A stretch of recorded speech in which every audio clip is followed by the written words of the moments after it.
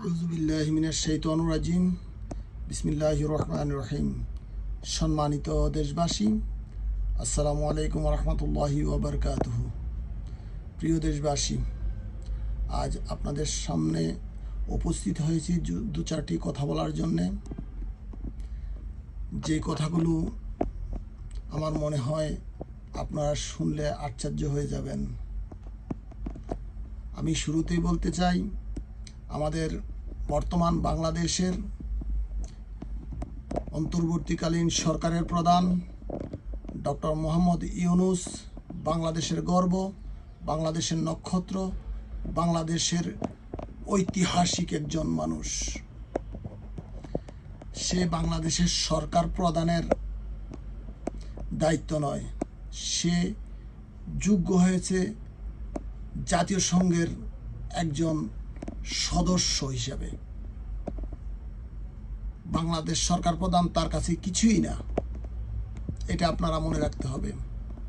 আর একটি কথা না বললেই নয়, আসলে আমাদের দেশে কিছু কুচক্রী মহল আছে, ভারতের দালাল, ভারতের পা চাটা গোলাম, অসভ্য বলে আমি আখ্যায়িত দেই তাদেরকে। তারা ভারত ছাড়া বোঝে না। তারা অসভ্য হগল। একটা জিনিস চিন্তা করিস না, যে হাসিনা সরকার ক্ষমতায় থেকে দেশটাকে কোথায় নিয়ে গিয়েছিল, ওই জিনিসটা চিন্তা করেও তো যেহেতু তাকে পরিবর্তন করা হয়েছে, একটু চুপ থাকার দরকার। সেটা না করে জনগণকে উস্কিয়ে দিচ্ছে। আমি সাবধান করে বলে দেই, আপনাদের কাউকে ছাড়া হবে না।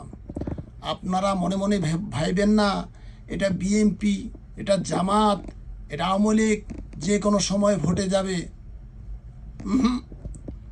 না, এটা ভাইবেন না। এটা ডক্টর মোহাম্মদ ইউনূস, যার সম্মাননা পৃথিবীর 60 জন সম্মানী লোকের মধ্যে একজন ডক্টর ইউনূস। তার সাথে কথা বলতে, তার বিরুদ্ধে কথা বলতে সাবধান করে দিচ্ছি। আপনারা খেয়াল করবেন, সে জাতীয় সংঘের সাধারণ অধিবেশনে যোগ দেওয়ার জন্য যাচ্ছে। বাইডেন প্রশাসন, আমেরিকার প্রেসিডেন্ট গত 3 দশক বাংলাদেশের কোনো প্রধানের সাথে বৈঠক করেনি।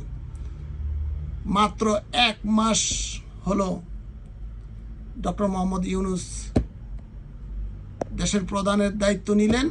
ছাত্রদের অনুরোধে তার সাথে বৈঠক করবেন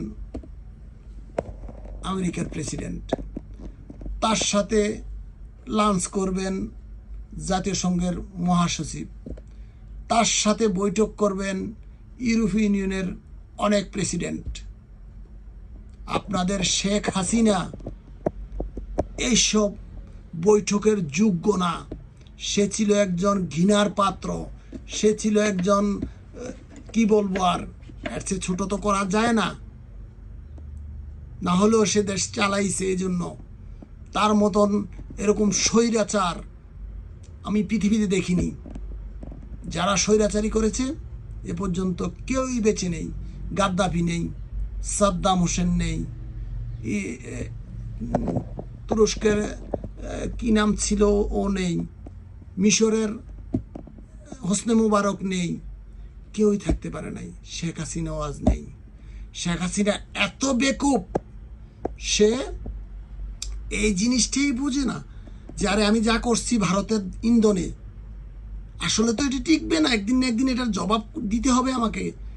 ভারত রাখতেছে জোর করে, আমাকে বলতেছে এটা কর ওইটা কর, আমি করতেছি, আমি বাহবা পাইতেছি ভারত থেকে বাহবা পাইলে হবে? তুমি তোমার দেশের মানুষের দিকে খেয়াল করবা না? তোমার দেশের মানুষ কি তোমার সাপোর্টে আছে না নেই? তুমি জোর করে মেরে গুম করে আয়না ঘরে ঢুকিয়ে জেল দিয়ে, হাজত দিয়ে, ক্রস ফায়ার দিয়ে, অ্যারেস্ট করে বাড়ি থেকে বেঁধে এনে জঙ্গি বানিয়ে, জঙ্গি নাটক করে বহুত করেছ। তুমি সব ধ্বংস করে দিয়েছ। দেশের বিলিয়ন বিলিয়ন টাকা তুমি পাচার করেছ। তোমার রেহাই নেই, তোমার মৃত্যুদণ্ড ছাড়া আর কোনো রাস্তা নেই।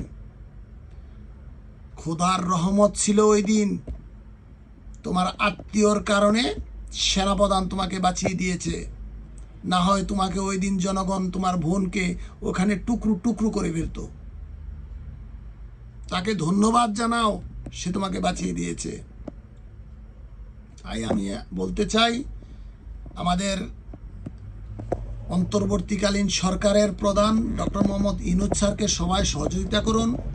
উনি আমাদের দেশটাকে এমন এক পর্যায়ে নিয়ে দিবে, বিশ্বের সিঙ্গাপুর মালয়েশিয়া আমাদের দেশের কাছে কোনো জায়গা পাবে না। যদি তাকে ধরে রাখতে পারেন, এই বাংলার চারপাশে বাউন্ডারি করে ইন্ডিয়ার সব গেট বন্ধ করে দিবে, আমার দেশে ঢুকার বাইর হওয়ার কোনো রাস্তা নেই। এই ব্যবস্থা সে করে দিতে পারবে। ইন্ডিয়া গাদ্দারি করবে, তার গাদ্দারি করার কোনো সমর্থ রাখবে না সেই মানুষ যিনি ডাক দিলে বিশ্ব ওর কাছে আসে। তার নাম ডক্টর মোহাম্মদ ইউনূস। এই বলে আমার বলা শেষ করলাম। আসসালামু আলাইকুম ওয়া রাহমাতুল্লাহি ওয়া বারাকাতুহু।